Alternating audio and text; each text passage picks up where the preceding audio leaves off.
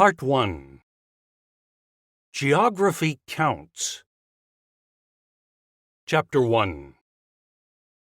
Ireland, not the Garden of Eden.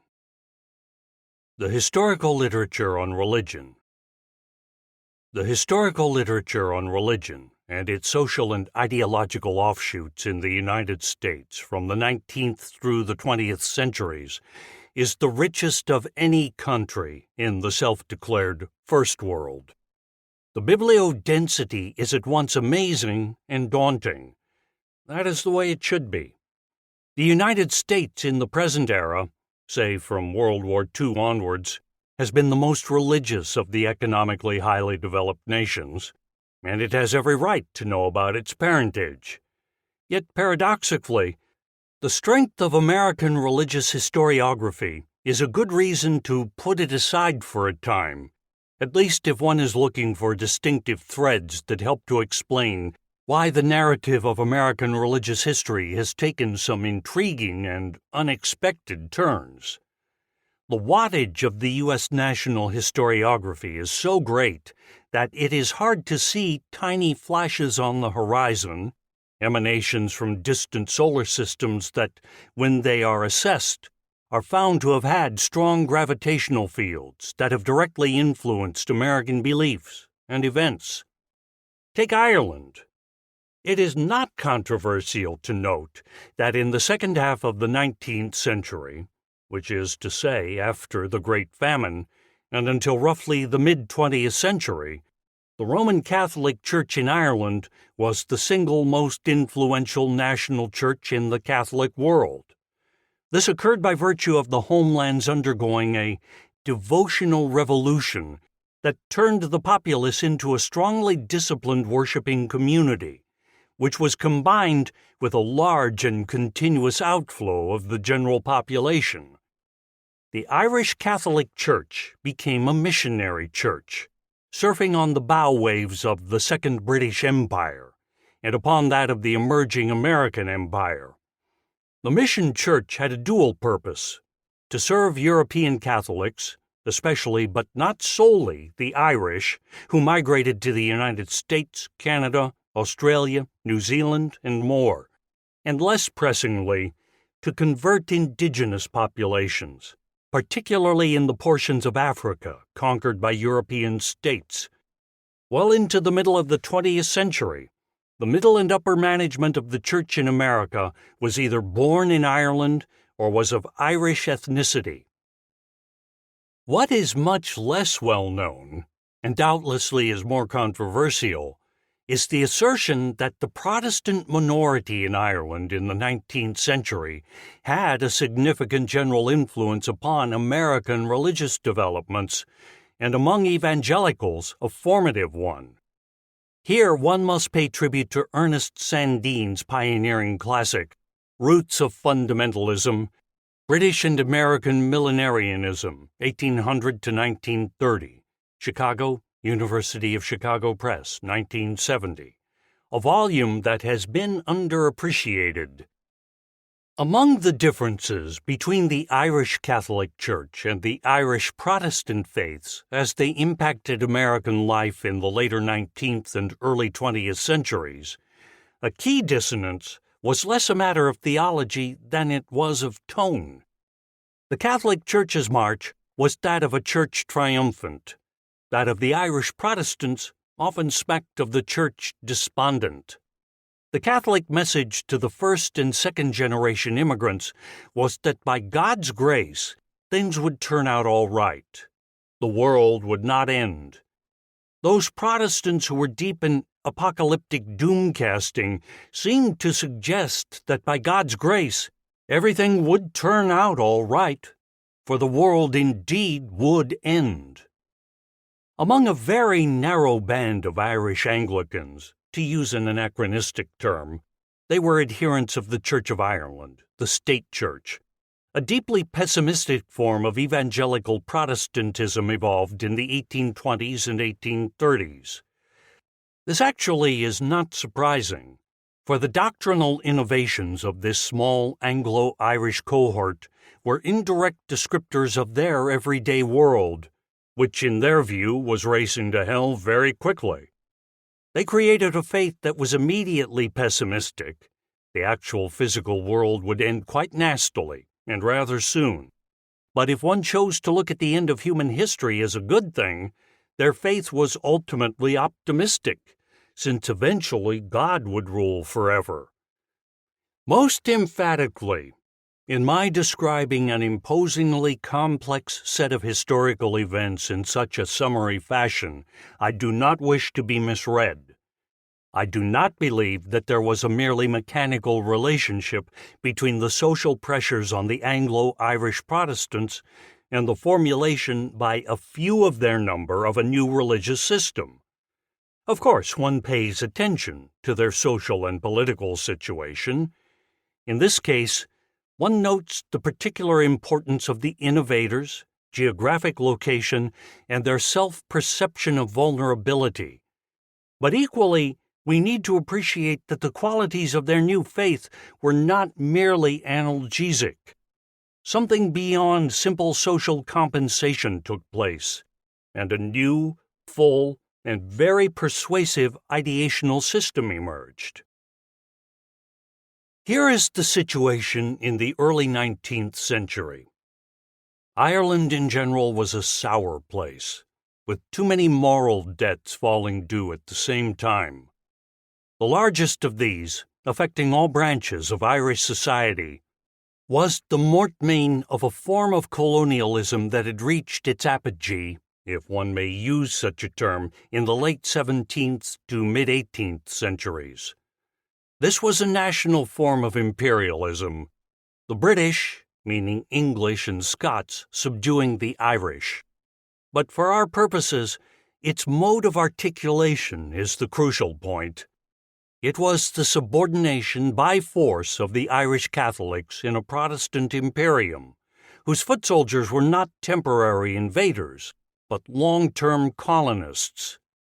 At a fairly high level of abstraction, one can view the Protestant Catholic fissure as simply the Irish version of the rash of European wars that had raged since the Reformation. But on the ground, the vitriol was anything but abstract. The signature of Protestant overlordship in the early and mid-18th century was the so-called Penal Code. This was not really a legal code, but rather an overlapping snarl of statutes that deprived Catholics of most civil rights, subsumed a large proportion of their landholdings, attempted to break their cultural identity, and both directly and indirectly penalized the Catholic faith. Even by European standards of sectarian government, the Irish Penal Code was striking. In the case of European countries, the government, representing a majority religion, persecuted a minority. In Ireland, a minority drove down the majority. Between 1782 and 1793, most of the Penal Code, but not the Protestant subsumption of Catholic land, was erased, in part because of a political climate that temporarily favored liberal ideas, and in part because of the successful revolution in the American colonies, which suggested that excessive government force applied to a civilian population could be disastrous. This reforming period later was nostalgically recalled as the Golden Age of the Irish Protestant nation, and that was accurate, at least in the sense that only Protestants were allowed to sit in the Irish Parliament and to hold the highest executive posts. Crucially, for later events, even after the period of late 18th century reforms, Catholic emancipation, the right to sit in Parliament, still was not granted. Sectarianism, deeply etched on both sides of the religious divide, was a sin that could not be quickly shriven. The liberal period, seemingly only a moment, ended in the mid-1790s, when a nationalist movement in Ireland coalesced. It overlapped with the British-French War, and in 1797 to 1799 morphed into an Irish sectarian civil war. That civil conflict was particularly strong in the counties of Southern Ireland, adjacent to the sites where the new Protestant evangelicalism soon was to emerge. As a tactical move to maintain imperial control over Ireland, the British and Irish parliaments were merged in 1801, and Ireland became a mere geographic designation, no longer a nation-state. Ireland, now a subset of the United Kingdom of Great Britain and Ireland, lost its parliament. Dublin no longer was a capital city, but rather a provincial administrative centre. The influence of Irish MPs, Irish bishops of the established church, and the holders of Irish titles of nobility all were reduced in the new Westminster Parliament. From the viewpoint of the Anglo-Irish ruling class, a failed but inconvenient rebellion in 1803 in Dublin and Wicklow was a cruel veneer of ill fortune. Not as cruel, however, as that visited on the lower classes in a series of epidemics and in a partial potato famine in 1821 to 1822. Ireland, indeed, was a sour place. Yet, in this diminished world, if one were the right sort of person, which is to say a large landowner, Church of Ireland, Anglican, well-born and male, there was no doubt where in Ireland it was least unpleasant to live, and actually pleasant enough. County Wicklow and South County Dublin, including a slice of the classier parts of the city of Dublin, south of the Liffey. Consider County Wicklow. Of the county's total population of 121,500, nearly 22% was Anglican, as high as any county outside of Ulster. Nationally, Anglicans comprised about 10% of the population. This was enough to buffer against the Catholic majority. Although Dublin no longer was a national capital, the landlords of the posh parts of Wicklow and South Dublin had the advantage of possessing, usually, both a carefully landscaped country estate, with views of the Irish Sea, or of sculpted vistas of mountains and watercourses, and a townhouse in Dublin. Most of the landlord and upper gentry were resident for a large portion of the year. The names of the leading families one associates with the county are Guinness, Parnell, Singh, who provided a whole platoon of Irish bishops, Beresford, Marquesses of Waterford, and more Irish bishops, Hill, the Downshire Marquisate, Latouche, Huguenots who were the Rothschilds of Ireland, Proby, Earls of Carysfort, and Wingfield, Viscounts Powerscourt. Their estates in County Wicklow ran from 1,000 acres, most also had landholdings elsewhere in Ireland, to upwards of 50,000 acres. Within the coterie of these and similar families, and from somewhat less grand, but still solid gentry, the original Brethren movement began, and therefrom arose a radically new form of evangelicalism. In the first 3 decades of the 19th century, it became fashionable for many of the social elite in Ireland, not the majority, but a large number, to become spiritually earnest. This phenomenon was especially strong in the Wicklow, South Dublin area.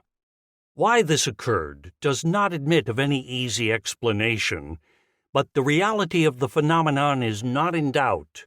Sometimes the new earnestness took the form of strict or exact churchmanship, embracing sacramental and liturgical formalism, and other times the contemporary Irish form of Anglican evangelicalism prevailed.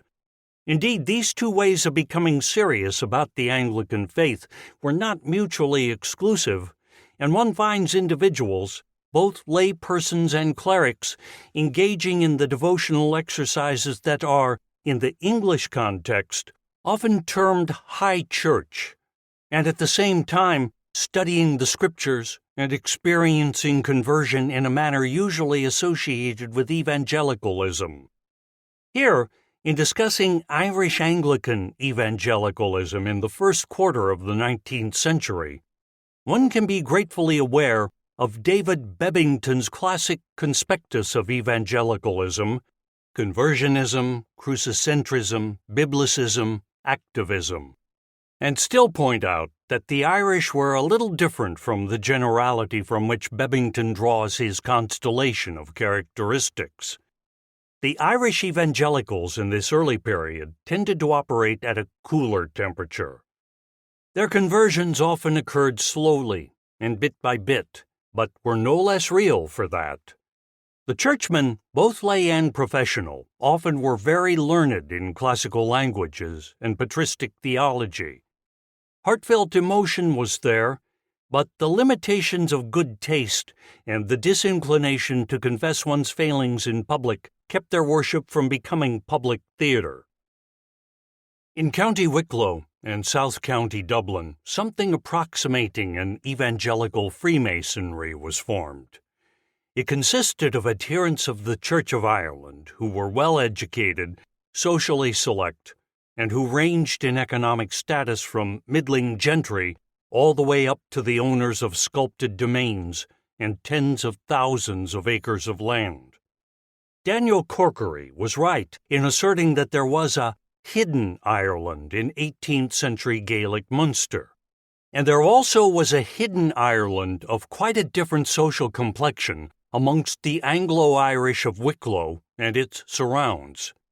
These Anglican evangelicals did all the usual things of their class: hunted, enjoyed balls and banquets, devoured novels and tattling social papers, managed their servants and staff, and repaired to their favorite spots on the continent.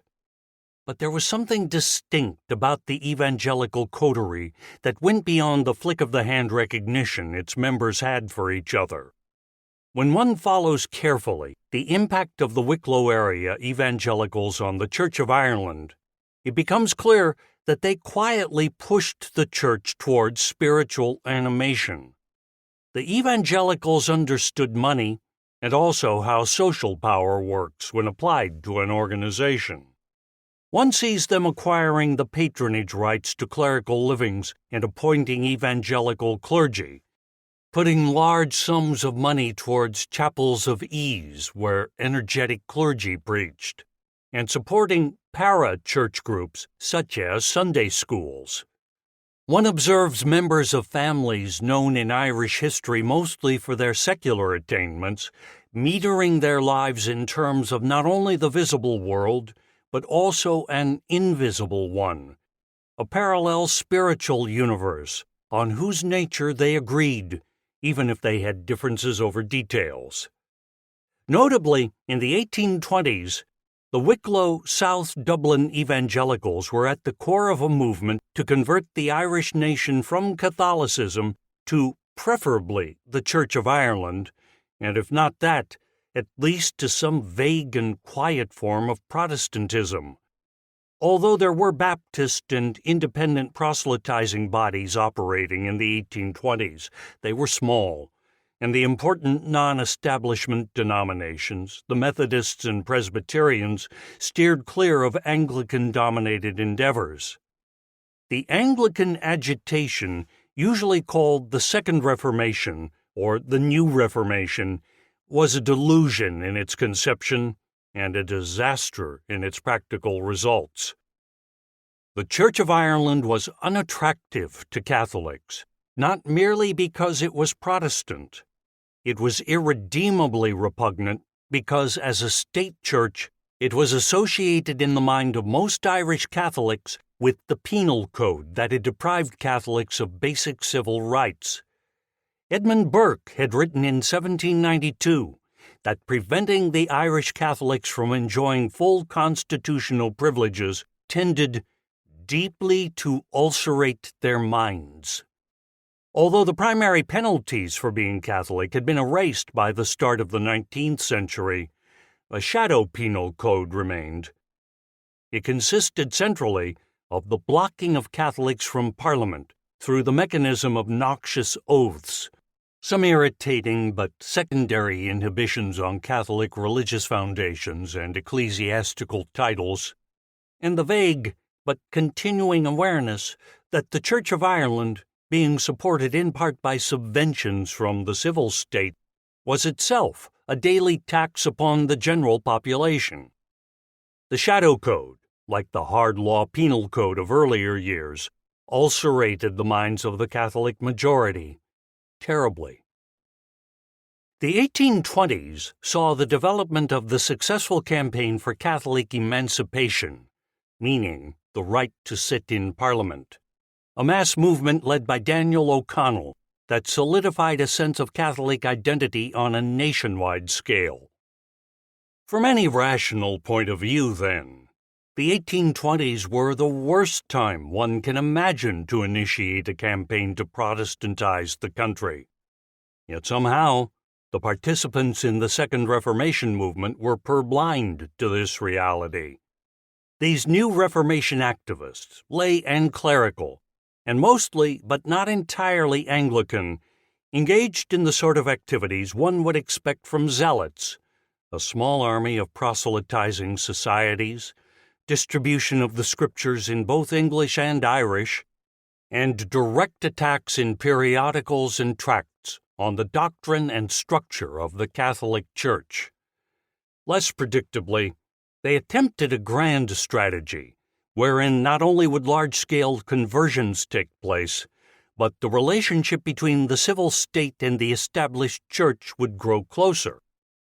The idea was that the Church of Ireland would transform itself into a true national church by its becoming in Ireland the moral component of the new constitutional entity, the Union of Great Britain and Ireland. Specifically, the Anglican Church desired that it be given large state resources in order to take care of the moral welfare of the Irish people. The Church sought, and for a time in the 1820s obtained, substantial semi-covert funds from the civil government to underwrite several social welfare agencies. The most important of these involved attempts at controlling the minds of the young through educational schemes. When held up to the light, the efforts at founding schools that could be claimed to be non-sectarian institutions were revealed to be disguised proselytizing efforts. That was the clear judgment of Daniel O'Connell, and sadly, he was right. Within the context of the increasingly strong articulation and affirmation of a national Catholic identity during the 1820s, the rebarbative nature of the Second Reformation was disastrous to the Church of Ireland. By 1827, the Archbishop of Dublin was reduced to leading his clergy in a petition to Parliament for protection against the upswelling of Catholics. In 1829, Catholic emancipation was passed in the United Kingdom Parliament and was granted royal assent. As salt in the wounds, in the early 1830s, Parliament investigated the Anglican establishment and slimmed down the richest benefices and bishoprics. And later in the 1830s, the taxes, tithes, paid to incumbents of the Church of Ireland were reduced. If a scorecard of the Second Reformation were possible, it would show that the Church of Ireland had taken a terrible beating. Even at the most basic level, soul-snaring, the Church had lost. At a time when the total population of Ireland was rising, the Catholic Church had grown in numbers much faster than had the state church, just the opposite of the original grand plan. By the late 1820s, it had become abundantly clear that the hope of converting Ireland to a Protestant faith was a wildly misleading mirage. A great deal of energy and money had been spent, and by any this-world standard had been wasted. Failure being recognized within the Church of Ireland, the strict church and the broad church went back to their own carols, but not the deep evangelicals. The most soul-ripped of the evangelical men and women who took the twin events of Catholic emancipation and of the abject failure of the new Reformation deeply to heart were a coterie within a coterie. It is at this point that they became a fundamental building block in the history of evangelicalism worldwide. With a few exceptions, they were members of the Anglo-Irish evangelical elite of Wicklow and South Dublin that we identified earlier, wealthy, educated, and for the most part young, in their late 20s and early 30s. They had experienced a set of defeats that signaled the end of the future they had believed to be theirs of right, the uncontested dominance of Irish civic life by their caste. At the same time, their spiritual crusade, an amalgam of established church assumptions conjoined with strong biblicism and deep personal piety, had run into the unforgiving stone wall of Irish sectarian reality. One way to deal with the combination of social and devotional pain was to create a faith that would allow disconsolate evangelicals to withdraw from a world they saw as horribly ugly, where the bog Catholics were quickly rising, and where they believed their own communion was embracing a brindled theology and was dependent on the sclerotic organizational structure of their own state church. Here, manifestly, it is necessary to deal with both situation and revelation, and that holds not only for that moment in Ireland, but for the entire bundle of developments that are discussed in the present study. Equally, we need to balance agency and ideology. The reagent that makes possible the interaction of all these things is personality. In the immediate case, the Anglo-Irish elite of Wicklow and Dublin had a handful of big identities, men and a few women who, even when being devoutly humble and worshipful, commanded the room. 3 large figures were recognized by the first adopters of the new faith as deserving the spotlight. One may call these men and women proto-brethren, or earlies, as do some brethren historians. They are Robert Daly, Lady Powerscourt, and John Nelson Darby.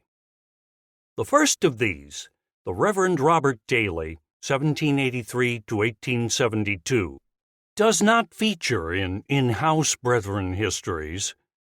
Without him, however, the drama would not have unfolded as it did, for he framed the evangelicals' anguish in Anglican terms, until he could no longer do so. Daly had fair claim to being recognized as the leading evangelical of his era in Ireland, and certainly was the front-edge figure in the evangelical movement within the Church of Ireland. He was a strong, assertive, borderline fierce figure, with a large head and mildly pocked face. A lifetime bachelor, he had the advantage of having a doting and ambitious mother, who, unusually for the time, had her own estate and money. Daly had been reared in a perfect gentry aristocracy manner in County Wicklow, with riding, shooting, and being good manly company coming naturally to him. After Trinity College, Dublin, he entered the church, and in 1814, in large part because of his mother's influence, became the incumbent of the most desirable parish in Ireland, Powerscourt, in northeast County Wicklow. The parish had some of Ireland's largest landowners, an array of gloriously situated estates, was firmly in Anglican ownership, and provided reasonable access to Dublin. Small wonder that Daly turned down promotion upwards on the ecclesiastical ladder, until in 1843 he finally accepted the See of Waterford.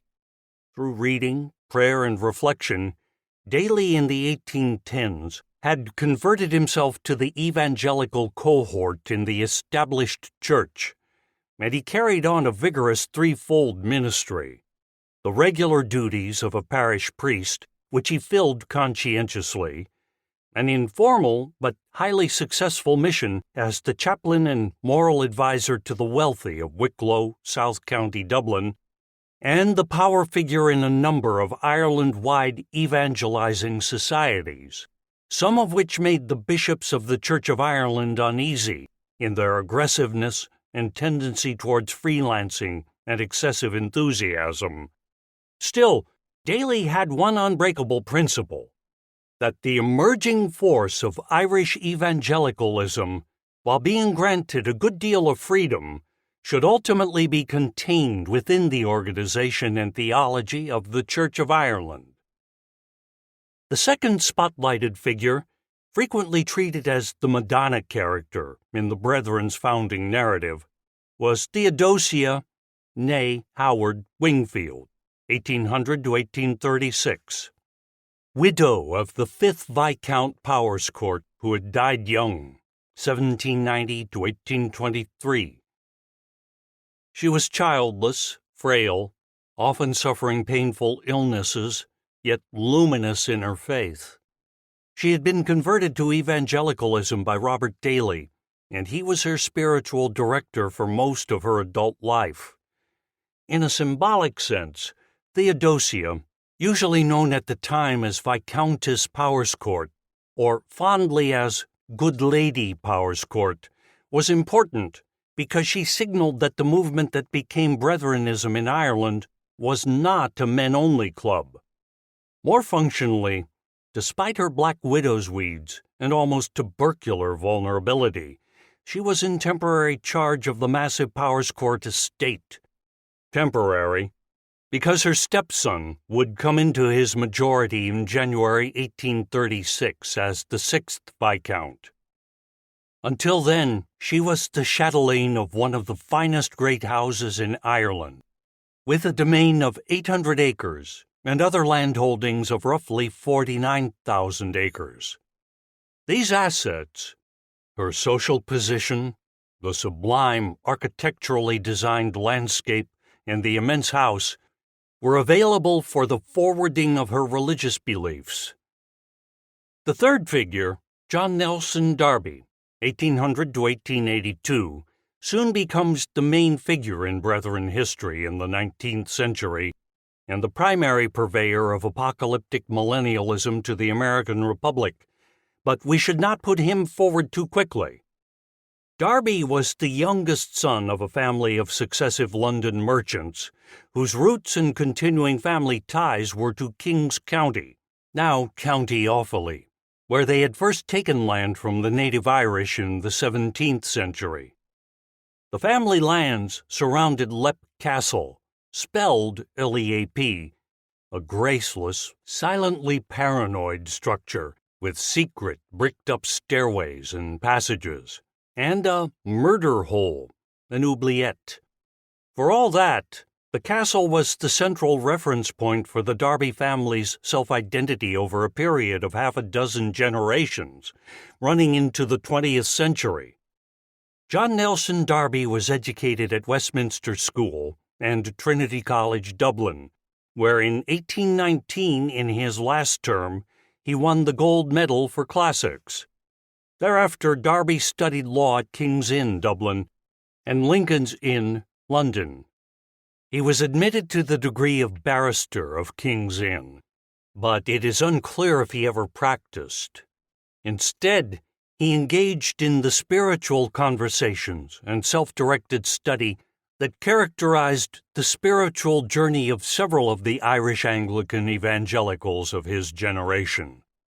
In 1820 or 1821, Darby never could remember which year and would not speak of the circumstances. He was converted. Having reached the canonical age, Darby was ordained a deacon in the Church of Ireland in August 1825 and was priested in February 1826. For this entrance into the life of a religious professional, he received almost no real training. Well-connected gentlemen were not required to do anything except sit in on a few professorial lectures. Darby had Latin, Greek, Hebrew, and from his later life we can conclude that he read widely in biblical and patristic texts. He was indeed a very promising young priest, and William Magee, Archbishop of Dublin, created a special post for him, a curacy that was effectively an independent charge in the back blocks of northeast Wicklow, Callery Bog. To pay Darby's stipend, 4 local clergymen, Robert Daly being the chief, clubbed together and supported Darby from their own funds. This was as close to making an ante-post bet in the race to bishop stakes as could decently be laid. Darby was tipped for great things in the established church. Robert Daly, Theodosia Lady Powerscourt, and John Nelson Darby had several things in common in terms of their social privilege and evangelical faith, and they all were massive egoists. Each of them spoke with the Almighty and was unembarrassed at passing along information and direction that came from above. Each of them swithered in private spiritual anguish and its subsequent resolution, and then spread abroad the results of their struggles as templates for others to follow. Big egos, all. But of the 3, John Nelson Darby was in a class by himself. Darby, for his entire career, was incapable of apology or of admitting more than the smallest mistake, at least to his fellow human beings. If it is possible for an ego to be so big that it is totally unaware of its own transcension, Darby managed it. The continually looming presence of Daly, Lady Powerscourt, and Darby can lead us to see them as being the only story, or at minimum, as the founders of everything. This is a particular danger with John Nelson Darby. As far as the available historical record indicates, in late 1825, probably, or 1826, possibly, 3 groups of men and women met to pray, read scripture, preach short homilies, and deliver longer lectures to each other. These occurred in private settings, never churches, and the meetings were controlled by laymen, even if a cleric was present. All Christians were equal. These are the groups called earlies, and they were foundational. One of these, most likely the first, coalesced around Edward Cronin, a medical student who, unusually, was a former Roman Catholic. He and 2 female cousins, the Mrs. Drury, and a Grafton Street printer and bookseller, Richard Timms, met in Cronin's house, 13 Lower Pembroke Street, Dublin. A second group, apparently consisting of 4 or 5 men, was led by John Vesey Parnell and William Stokes. A third group, entirely Anglican, coalesced in 1827 around Anthony Norris Groves, a West Country gentleman dentist who was taking exams at Trinity College, Dublin, with the intention of becoming an Anglican missionary. He later became the pattern-setting founder of Brethren Faith Missions. In the Easter season, 1827, Groves and a spiritual advisor, Miss Elizabeth Paget, Francis Singh Hutchinson, and John Gifford Bellet, celebrated Holy Communion, breaking bread being the preferred term, in a private house. This was a key moment, a never-going-back swerve from the sacramental tradition of Christianity, which in all but the most radical sects required an ordained cleric to officiate at the ritual remembrance of the death and resurrection of Jesus. The Groves group had followed Cronin's in the spring of 1827 in instituting Holy Communion, but actually it makes no difference to our understanding of the creation of the Brethren in Southern Ireland to specify which of the tiny individual assemblies first became full-service house churches, similar to the tiny congregations that the Apostle Paul had seeded across Asia Minor. They all soon were subsumed into a single entity.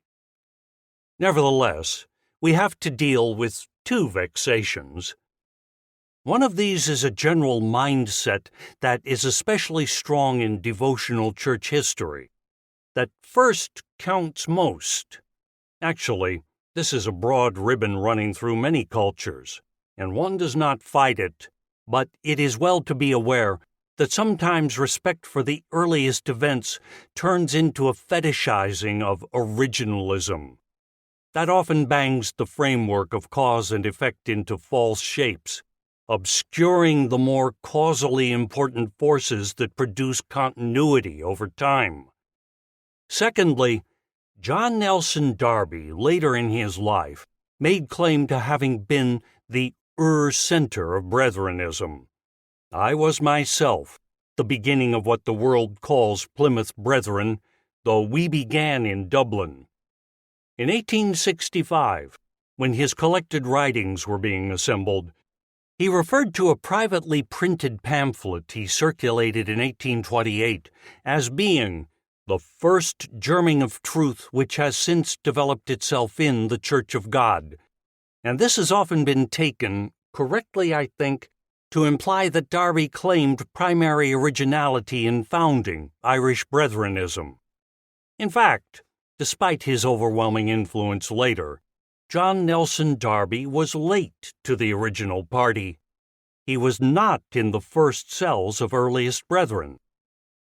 Further, when in the early 1830s the pioneering Brethren broke with the established church, Lady Powerscourt separated in 1832, he was slow off the mark, leaving the established church only in 1834, and actually never demitting his Anglican priesthood.